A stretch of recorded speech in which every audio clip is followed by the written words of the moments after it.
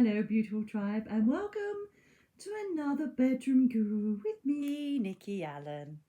How are you all doing? I hope you're doing well. Thank you again for your wonderful feedback that you give me. I absolutely love hearing from you, so thank you. And I'm really pleased that these videos are appreciated. That's all I do it for, is to try and reach you all with certain things. Today's a bit different because, as you know, when I have certain themes come through that I'm inspired to do, I do them. And coincidentally, there's been a few people in the last week or so that have opened up to me, which I'm very humbled and privileged to, well, share it with you, really, for you to trust me. Obviously, I'm not going to divulge who you are because it's all about confidentiality. But so many people have come to me about suffering with addictions. And for them to even reach out to me to actually say about it is incredible in itself, because as you know, whether you have either lived with addicts or have got an addiction yourself, that the biggest thing is denial. Biggest thing is denial. Now, my mum was an alcoholic. I've grown up around alcoholics, and I also had a partner back in my past was an alcoholic, which you'll know if you read my book, Me, Myself and I.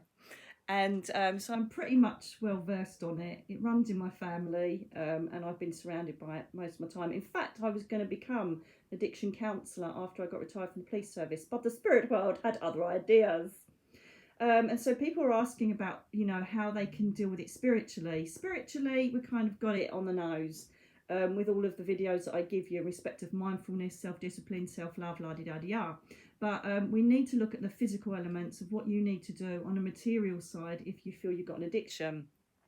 This may also help people that are with people that have got addictions. As I said to you, when you are the person that's having to deal with the addiction, the biggest problem you're going to have is allowing them to get to a stage in their life where they realise they've got a problem, and that's where obviously they can accept they've got a problem. If they can't get to that stage and they are in total denial, then I'm telling you now, you're on a long road down where you will never be able to save them. People with addiction, it can be anything. It can be drugs, drink, food is a massive one, especially lockdown.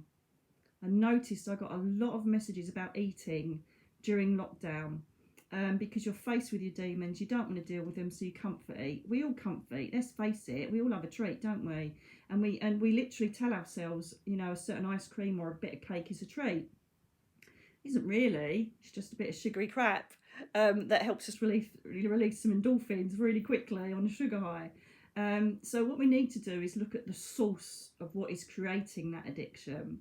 We need to look at the past, the trauma, or whatever it is that person chooses to snuff out through their addiction, so they don't have to face it.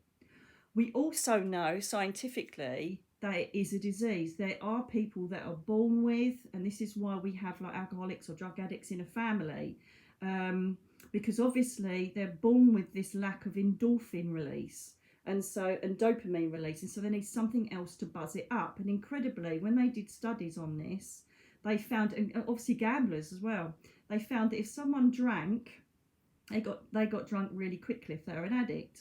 And what happens is that there is something that takes place in the brain that absorbs the alcohol quicker, so that it can hit the happy place in the brain quicker, so that you get the feeling of the alcohol. So they tend to get drunk really quickly. And it's part of this need to keep feeding this dopamine endorphin. So if you are an addict watching this, you can't hate yourself or beat yourself up, because normally people come from a genetic line of lack of endorphins and dopamine, and so they need something else to buzz them up. Okay, but that is certainly not an excuse.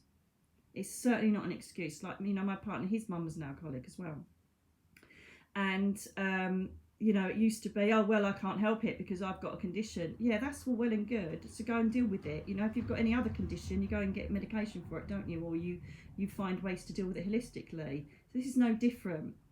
So as I say, if you're facing someone that refuses to see they have an addiction, and they're carrying on ruining your life and the people around you, and they're failing to actually admit the fact that they've got a problem, you know, you really have to think very, very, very carefully about whether you should walk away or not, because you cannot save them.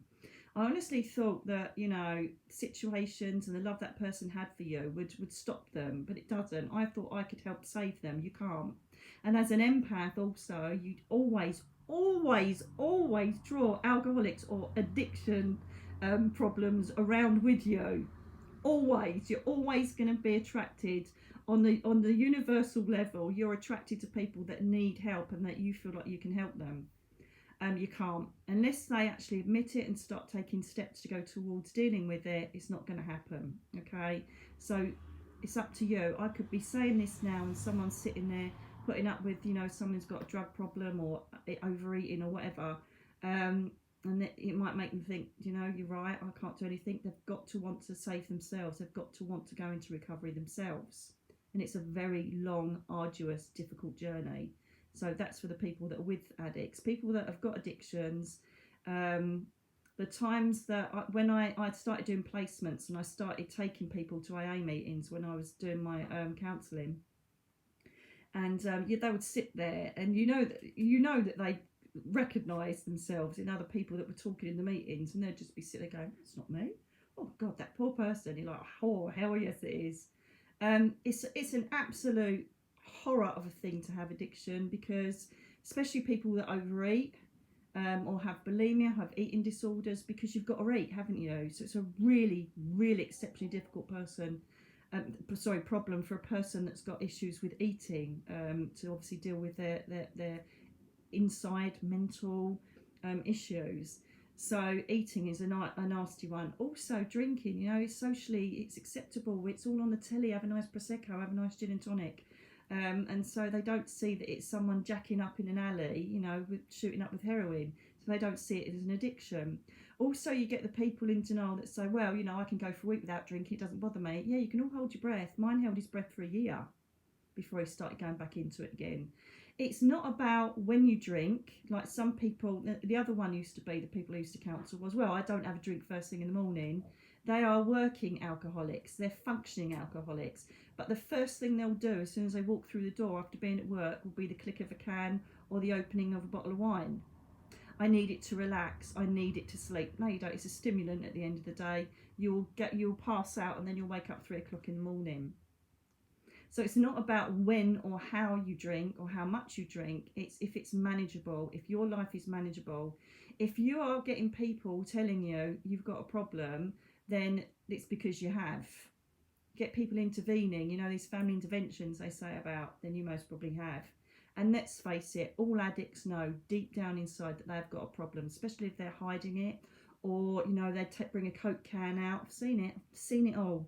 Bring a Coke can out, but it's got vodka put in it, but nobody will know because you can't smell vodka. Yes, you can. And, you know, hiding a bottle in the cistern, filling a bottle up, having a separate bottle somewhere else, and then filling a bottle up that's in the cabinet so that your other half won't notice it's gone down a third. Been there and seen it and done it all with everybody. You know if you've got an addiction. You know if it's unmanageable. You know if that inside demon is saying, take another drink, take another snort of cocaine, have another cake, have another sandwich. You can lose it tomorrow, but today you need it. You deserve it. Take that gamble. Because you need to win the money back that you've just lost. Otherwise you're not going to be able to pay the rent. You literally, the demon inside you, the addiction demon inside you justifies your actions. Okay, so if any of you are recognising this, or someone might say, God, you had a lot last night, and you go, haha, yeah, I was real good fun, and you think, shit, I don't even remember. Total blackout, don't even remember what happened. I've done it loads of times in the police. I was a really heavy drinker in the police, and yeah, I used to get worried because I'm thinking, God, am I going down the same road as my mum? But no, I'm not. And I think to be honest with you, me getting this condition stopped all that. You know, I do like a drink, but my God, I used to drink like a fish. My blood used to run with wine. So I'm not sitting here as some perfect Snow White person saying, oh, you've got a problem, and I haven't. I nearly did go there, I reckon. I did definitely use it to block out my trauma. There's no doubt about it. But luckily, I didn't have that addiction gene that made me want to continue it. So I'm very lucky in that. I am very lucky. And it's so easy to just slip into it. You know, and obviously housewives at home that are alone or they've got a bad marriage, they slip into it and just say, I'll have a little drink. Or they'll make sure that they have loads of get-togethers with their friends so that they can have an excuse to get a load of drink down them. Been there and seen it and done it all. Do you know what I mean? I've seen it so many times, and you recognise it. So what do you do if you have got an addiction? The thing is it's not about just stopping it. You know, I've got to stop it. I've got to stop it. I can't. And then going through this pain and anger. You've got to remember that most people, it comes from an emotional trauma that they wish to blot out, or their life's shit, so they want to block it out with alcohol, drugs, eating, gambling, whatever it is, sex, whatever it is. So the first thing is it's entirely up to you how you want to deal with it. If you're at a stage of admitting it, thank Christ, because you're on the road to recovery and a better life. If you're not, then you might as well press stop now. I've learned to not even waste my time with people with addictions if they don't want to help themselves, and you shouldn't either, anybody around them. The first thing, obviously, is go to your doctor. There are many medications that can help you deal with addiction. Funnily enough, low-dose naltrexone that I'm on is one of the main drugs used to help people get off addictions. So give that a look. Go to your GP. You need to deal with the source. Do you remember when I said earlier in the video about putting a plaster over a big wound? That's not going to help, because it's just going to bleed out and you're going to have to slap another one on. You're forever struggling with this wound. You need to get to the core basis of why you're drinking, eating, whatever you're doing. So going to the GP, first of all, you want to acknowledge and admit that you've got problems so that they can help you and deal with you. The second thing is that counselling can be provided, or all sorts of different types of dynamic-based psychology to help you deal with why you're drinking and what the source of it is. The third thing, obviously, is to go to a meeting. Some people balk at this idea and think, oh my God. There are two types of meeting, for the addict and for the people that are living with addicts. That's called Al-Anon. I will put the links on down below for you in the description box, okay? Al-Anon, I found, was an absolutely amazing support group. I made great friends there. And when you sit and listen to what they say about their experiences with alcoholics, gamblers, whatever, you just think, wow, yeah, I totally understand that. And sometimes to be with like-minded people, it helps you justify it. Because sometimes, even now, you know, if I see people drinking, I get that immediate, oh my God, have they got a drink problem? It's like, no, just calm down, they're having a nice time, you know.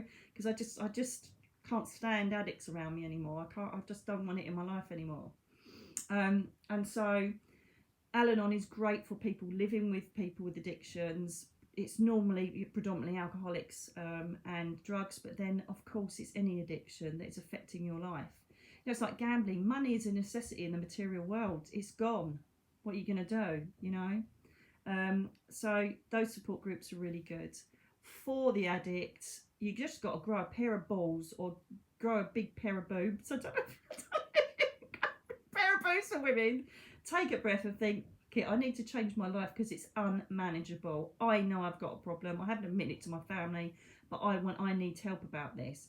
So you go to somewhere like AA. Now, when we hear AA, we always think it's for, like, you know, the losers, the people that are just drinking like 10 bottles of whiskey a day. Not me. I can deal with it fine, especially the binge drinkers. I only drink on a Friday and Saturday, yeah, but you do 4 bottles of wine and shots all night and you get totally obliterated, and then you're recovering for the rest of the week and then you start again. But there's all different ways of bringing that addiction in. Going to one of these groups, you're going to find some brilliant friends there, and you'll get a sponsor. If you find one or ask for a sponsor, they're the sort of mentor that will help you get through recovering from your addiction. Some of you may have to go through physical withdrawal, which is horror. I've been there and seen that as well with somebody. And it really frightened me to see how the body completely depends on certain toxins, poisons, i.e., you know, alcohol, drugs, whatever.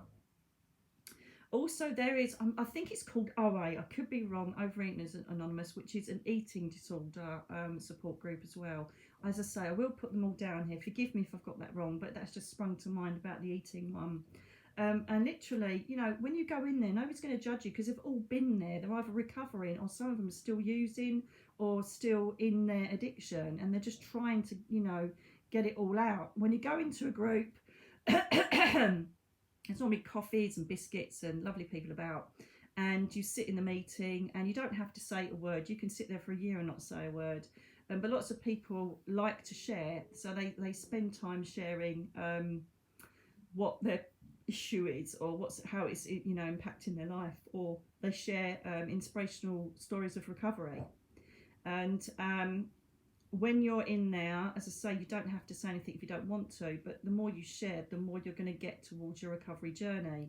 There's loads of brilliant literacy out there for you to read about AA, about addiction, if you really want to get involved in this, and go for it. Again, if you fall off the ladder, fall off the wagon, it doesn't matter. You just start again. Tomorrow's another new day.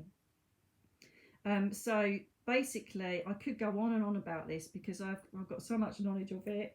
But you can find that all out for yourself. I just feel like I wanted to do this for some of the people that have written to me. Nobody's going to save you. Nobody's going to help you. You've got to do it yourself. Once you do it yourself, then you'll get the people that support you and help you through this. You've got to grab hold of it and say, I don't want this anymore, and go forward. As I say, first stop GP. If you're someone that's quite open to going to support groups, take yourself off to a meeting straight away and start the ball rolling, okay? And obviously, open this with your family and friends. Tell them, yeah, I am dealing with a problem. They'll go, yeah, you reckon? I've known for like 2 years. Do you know what I mean? Because one of the big things I remember when I was counselling addicts was, oh, well, I've got to tell my family. I think they know, love. Do you know what I mean? It's all been like the elephant in the room. Get it out. And they go, oh, I think I'm an alcoholic. And they go, oh, thank Christ, yeah, we know. Tell your colleagues. And most of them, you'll find out, go, yeah, I go to a member meeting as well. It's interesting when you start opening up and owning your truth about something, how much support you get. If you don't, and you've still got an addiction, and you wonder why you only get this paranoia and all sorts that kicks in, and you think the world's against you. They're not against you. They just know you've got an addiction. You're not helping yourself. Watching my mum drink, most probably drunk herself to death, to be fair. It's just heartbreaking, because there was no way she was ever going to stop smoking and drinking ever. And it is hard to watch because you're loving someone that's killing themselves, and some of you've mostly been through that, where they've literally drunk themselves to death or overdosed or whatever they're doing, or got to such a huge weight because they're overeating, that they kill themselves that way through obesity and obviously everything that comes with it. For eating, as I say, I used to have a very dear friend that used to have a massive problem with it, and was forever yo-yo dieting, then decided to start becoming bulimic and sick it up because that was easier, at least you could still eat. It was just a horrific thing to watch and see, knowing that you couldn't help unless they wanted help themselves to talk about it. And the aggression that used to come from them, and I used to say, I think, you might have a little issue. Who, me? No, how very dare you, Reminds me of, what's her name, Catherine Tate. Who, me, dear? Who, me, dear? Overeating, dear? No, dear. If you don't know what I'm talking about, don't worry about it. It's a character she has in there. So that's what I would do. GP, counselling to get to the source of why you are overeating, drinking, using drugs, gambling, sex, whatever it is, and going to a meeting. It's very simple, but some people just don't know what to do or how to reach out. But the one thing you've got to do as addicts is admit the problem and then get the help that's needed. But if you just want to stay in a little bubble of addiction for the rest of your life, that's fine. That's your decision, that's your life. But don't be surprised when everybody starts walking away from you. A bit harsh, but true, because one of the biggest things that we have to adhere to is tough love. As family and friends of addicts, we have to lay the law down and be as strong as we can and not feed the addiction and feel sorry for you, which is very hard to do. So anyway, I hope that helps and gives a bit of guidance for some of the people that are struggling. You are not alone. There is so much support and help out there. Reach for it and ask for it. So I just thought I'd cover that rather than write out about 5 emails, because weirdly enough, it happens every time. There's a running theme. I think, oh my God, I just had an email like this. So I thought I'd share this with you, and I hope it reaches and helps some people. Keep going. And remember, as I always say, think good things, feel good things, and you'll do good things. Hang on in there, and I wish you every strength if you're either a sufferer or you're an addict. Find help, reach out, seek your truth. Thanks for listening, and I'll speak to you again very soon. Bye now.